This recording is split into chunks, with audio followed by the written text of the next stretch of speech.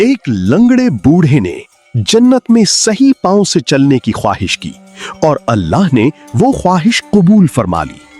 ये हैं हजरत अम्र बिन अल जमूह रदी अल्लाह अन्हु, मदीने के कबीला बनु सलमा के सरदार। एक पांव से माजूर थे, चलने में तकलीफ होती थी।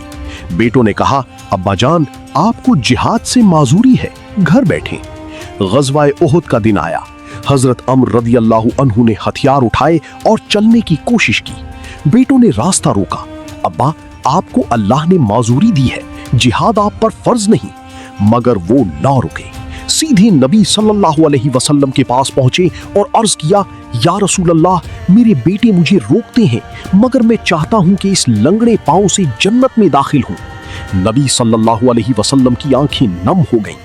आप सल्लल्लाहु अलैहि वसल्लम ने फरमाया, अल्लाह ने तुम्हें माजूर रखा है, मगर अगर जाना चाहते हो तो अल्लाह तुम्हें शहादत अता फरमाए।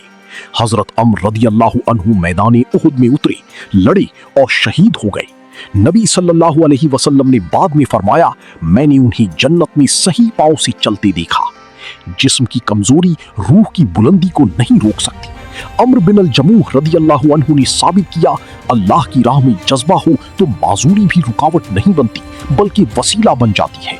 ऐसी रूह को झंझोड़ने वाली कहानियां सुननी है तो लाइक करें, फॉलो करें। अगली बार एक और ऐसा गुमनाम हीरो लेकर आएंगे इंशाअल्लाह।